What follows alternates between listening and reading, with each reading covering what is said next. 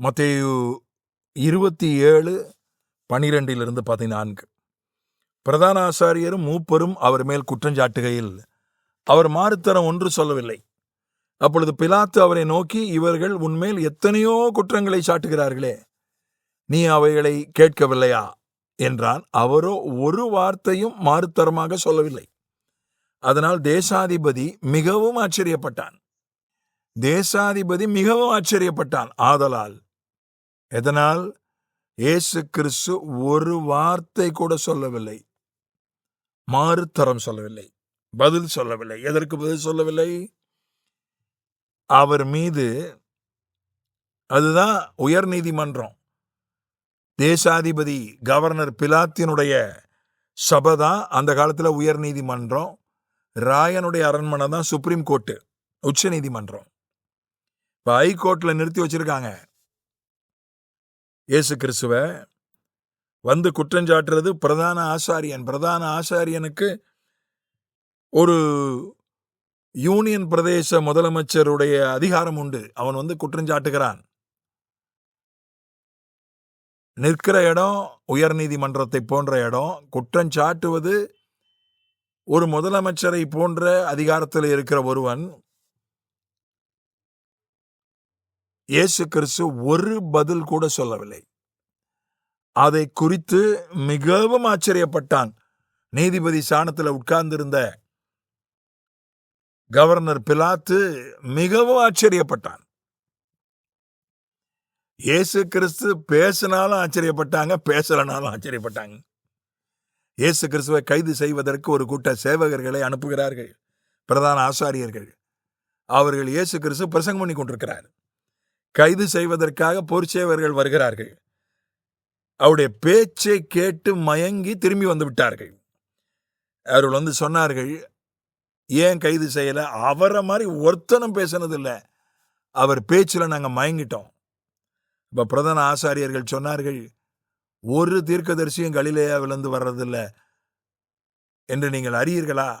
உங்களுக்கு வேதம் தெரியல, வேதம் தெரியாத நீங்கள் சபிக்கப்பட்டவர்கள் என்று பிரதான ஆசாரியர்கள் போர்ச்சேவர்களை கடிந்து கொண்டார்கள்.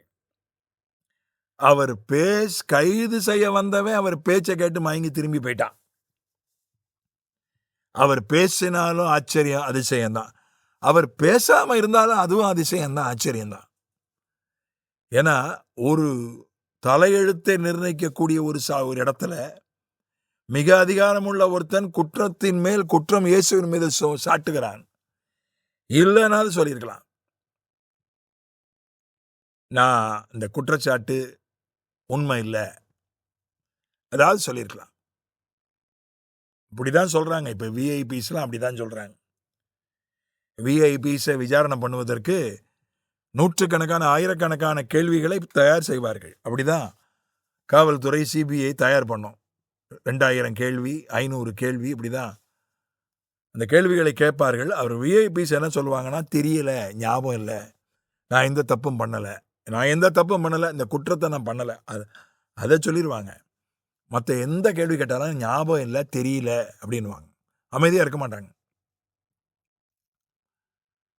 அப்புறம் அதனால தான் அவங்க ஒத்துழைக்கலை, இன்னும் காவல் தாங்கன்னு சொல்லி காவல்துறை கேட்கிறது.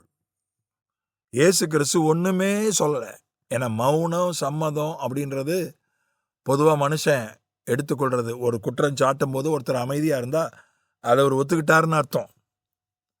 இயேசு கிறிஸ்து மேலே குற்றச்சாட்டுகளை அள்ளி வீசுகிறார்கள். அவர் வந்து ஒரு வார்த்தை கூட மார்த்தரமாய் சொல்லவில்லை. அதனால் தேசாதிபதி மிகவும் ஆச்சரியப்பட்டான்.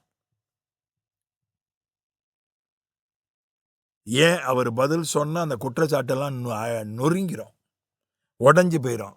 இயேசுவை விடுதலை செஞ்சிருவாங்க. அப்புறம் எப்படி சிலுவையில் மறிக்கிறது? சிலுவையில் மறிக்கணுமே, சிலுவையில் தொங்கணுமே. நம்முடைய சாபத்துக்கு பரிகாரமா அவர் சாபமாகணுமே. ஆகையினால தான் அவர் பதில் பேசல. அதனால நம்முடைய பேச்சு மட்டுமல்ல, நம்முடைய மௌனமும் மற்றவர்களை ஆச்சரியப்படுத்த வேண்டும். அதுதான் கிறிஸ்துவனுடைய வழி. எவனா இருந்தாலும் வாய் வச்சுட்டு சும்மா இருக்க மாட்டான். பேசுவான்ற இடத்துல கூட நம்ம அமைதியா இருந்துட்டோம்னா, ஒருவேளை கர்த்தர் அப்படி நம்மை வழி நடத்தி நம்ம அமைதியா இருந்தால், அதுவும் ஒரு அதிசயம்தான், அதுவும் ஒரு ஆச்சரியம்தான். அன்று அப்போ பேசினப்போ சேவகர்கள் தான் அது ஆச்சரியப்பட்டாங்க.